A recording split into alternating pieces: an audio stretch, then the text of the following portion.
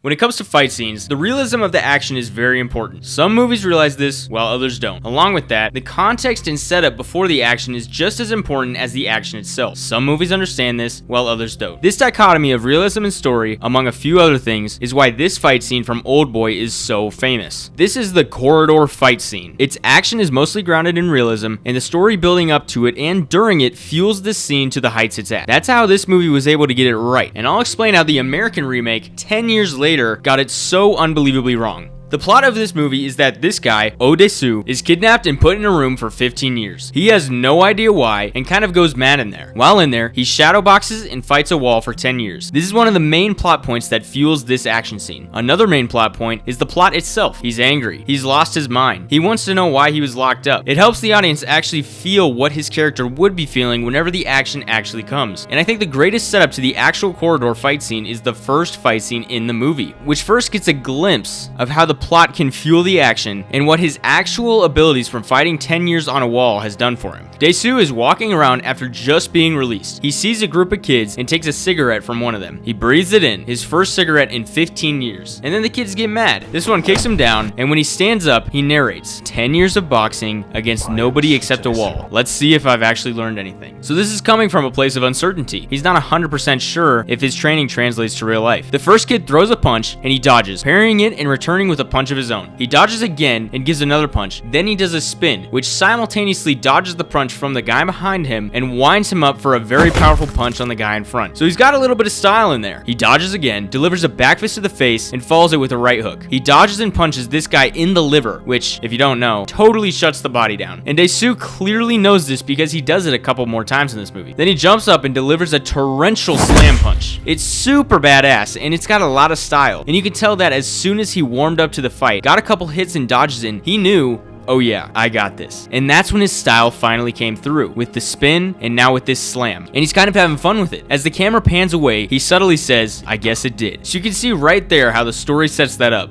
How, within the action, him getting a couple licks in at first and then being able to show off some style and have some fun with it shows he's gaining confidence while fighting. Now with that fight in mind and all the context, you'll understand why this hallway fight scene is received so well. This corridor scene starts with him staring at everyone with this terrifying look. This is just an awfully scary looking shot. He's holding this guy who's bleeding at his mouth, and his facial expression is kind of hard to pin. Without having seen the movie before this and just watching the fight scene, I don't think the entire fight scene would hit in any emotional way except for this one scene right here before it starts. Because you're looking at it like, this just looks terrifying. This is like a horror movie. This is disturbing me. And the rest of the scene is just like, oh yeah, they're fighting. But it is elevated to a whole nother level when you watch the whole movie. Anyway, the first thing he does is drop the knife, but he has a hammer in the other hand. This signals that he's not trying to completely kill everyone, and instead just, for lack of a better word, mess them up and prove something to himself. He starts running aggressively, full confidence. He does a 360 spin, ducking under someone's punch, and then swings the hammer into an opponent's leg. Another guy swings a stick down at him. Instead of swinging his hammer at him, he swings it past the stick and hits the back of the leg.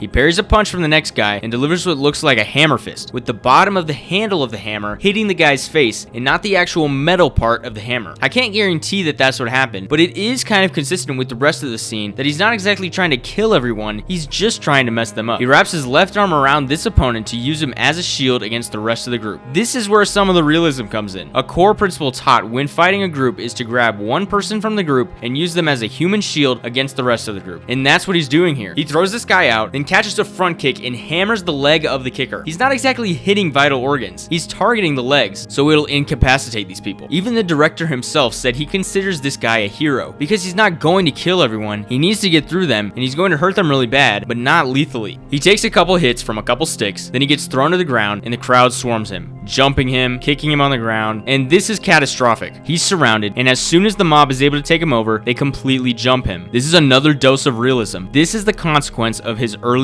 aggression, because he was fighting with confidence and anger, but zero strategy. Therefore, he's paying for his mistake. He grabs underneath someone's leg and uses that person's entire body to push back the surrounding crowd. This is similar to what Rama did in the Raid 2, basically shielding against the rest of the group using one person to control the entire group. He hits this guy in the stomach with the hammer, gets hit with another stick, and then boom, he's getting swarmed all over again. He hits someone in the foot with the hammer twice, and everyone backs off just a little bit whenever he does this. Because think about it, everyone has wooden sticks, which when swung around aren't super insanely painful, at least comparatively to the metal of a hammer. So when Dae-soo starts to go a little crazy with the hammer, that's when the whole crowd backs off a little. Just wielding his weapon around creates a bit of crowd control. You don't always have to connect. The threat of connection does a little bit of the work for you. This guy grabs him from behind and stabs him in the back. The knife goes handle deep. It's a deep wound and it's likely punctured a lung. In this movie, he survives this stab. In real life, moving quickly and getting to the hospital and getting surgery quickly makes it much more survivable, but for how long it takes in this movie for him to finally get the knife out, I don't think he would have actually survived. Especially with how much he moves around and continues to fight after getting stabbed, I personally think he would be toast. Though, his ability to keep fighting, the adrenaline blocking the pain of the knife, does somewhat make sense for him to be able to keep going.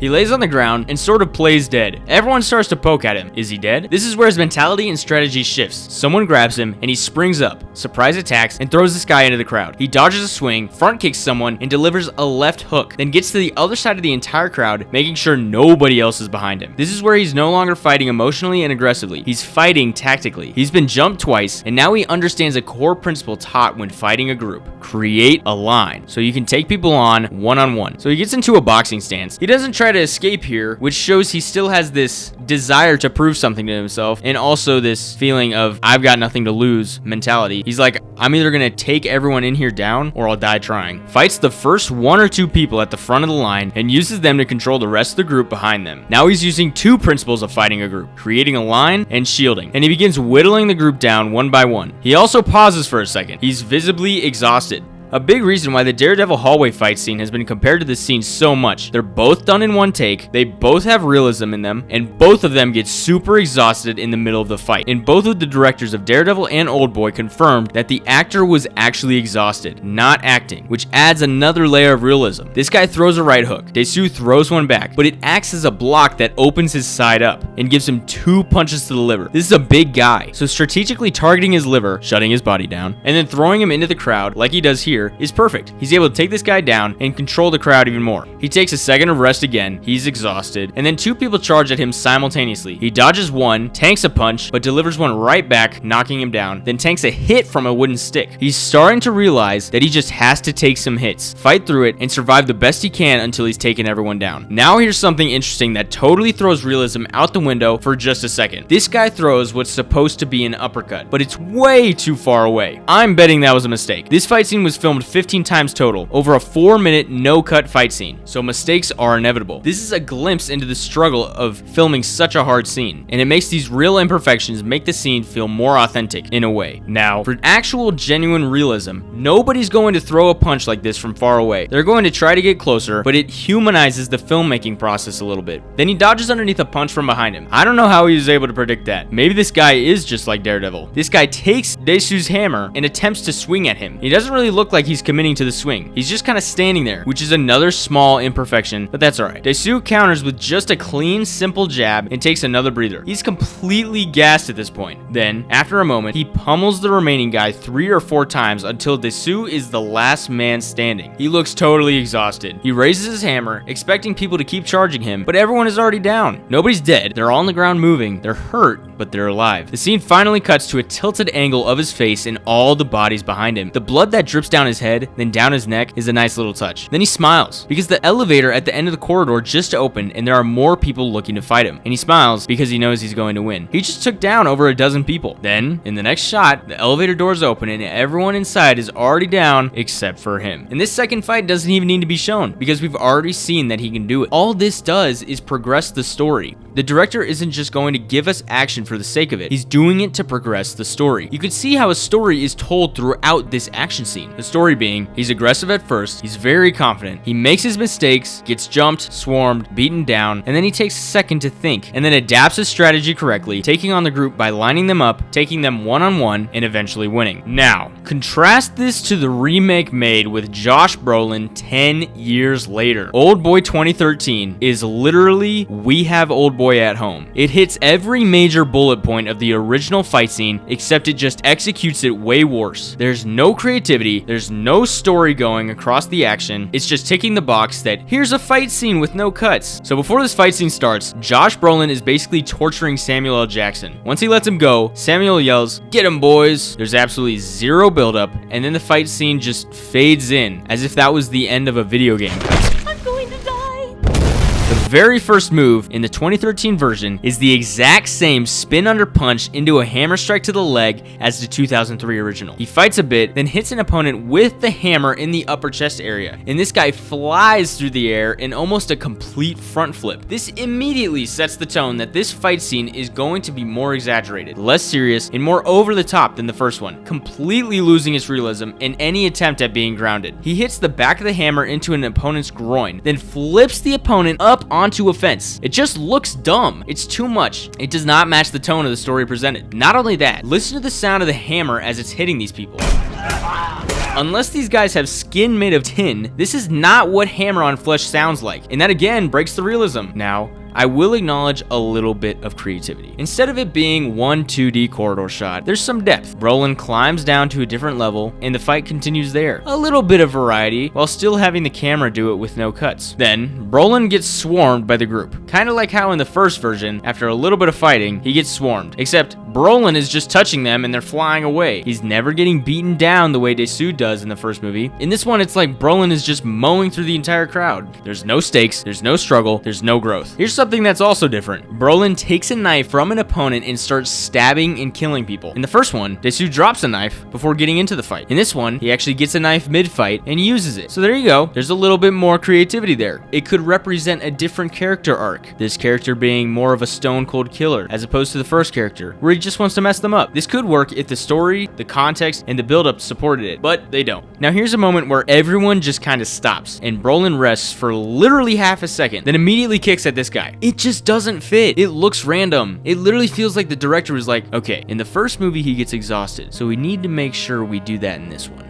Then he just walks toward this baseball bat guy, who swings twice out of range, then Brolin throws a punch way out of range. What the hell was that? There's a chance that was on purpose though, because of the uppercut guy in the first movie. I don't know though, it looks stupid. He stabs someone in the back and doesn't throw him into the fence. This stuntman actually just jumps up onto the fence. There's no point in having such a crazy stunt. It's showy and purposeless. Brolin catches a bat directly in the ribs. Here's a hardcore side note, but that would completely break your ribs. At minimum, he should step to the side, continuing with the momentum and reducing the impact of the bat a little bit, but instead he just tanks it. No reaction, no consequences, no acknowledgement. This is the kind of moment where realism collapses and takes me out of the scene, though for this scene, I was never in it, to be fair. Then this is the stupidest moment of all time. Remember, in the first movie, in the middle of the fight, Dasu gets stabbed in the back. That's a core part of the fight. So the directors in this one were like, well, we need to make sure he gets stabbed in the back somehow, but they forgot to put it in the script or something, because this guy just walks up and stabs him and then just runs away. It served literally nothing. There was no growth in the story in any way. Not only that, when it cuts to him about to get stabbed, he's in a completely different position, and I think it's also in a completely different location. Where's the fence? In the original, the stabbing is the emotional and physical low point in the scene, where Dasu shifts his tactics and turns the tide, as opposed to this remake, where it's again just ticking a box. Okay, he uses a hammer, he spins in the beginning, there's no cuts, he gets stabbed in the back, check, check, check. Alright, moving on. Brolin walks down the stairs, and right here, just think about what happened in the first fight scene. And when I saw this, I knew exactly what was going to happen. Like an oracle, I completely predicted this. A bunch of people come charging in, and then it cuts to them all already dead, in an exact replication of the elevator from the original. And it does absolutely nothing new. So in this entire scene, I literally could not find a single move that I liked throughout it. No realistic moves, no story feeding the action before or during the fight, and the core components of the original are done exactly. The stab, the elevator, the beginning move, just crappier, and the rest is filling the gaps with random, pointless action. This is the consequence of not understanding the dichotomy of story and realism in fight scenes. They missed the mark on both of those. All in all, the remake sucks, and the original's amazing. Along that vein, but with these two movies overall, past the action, it's the same thing. The original is one of the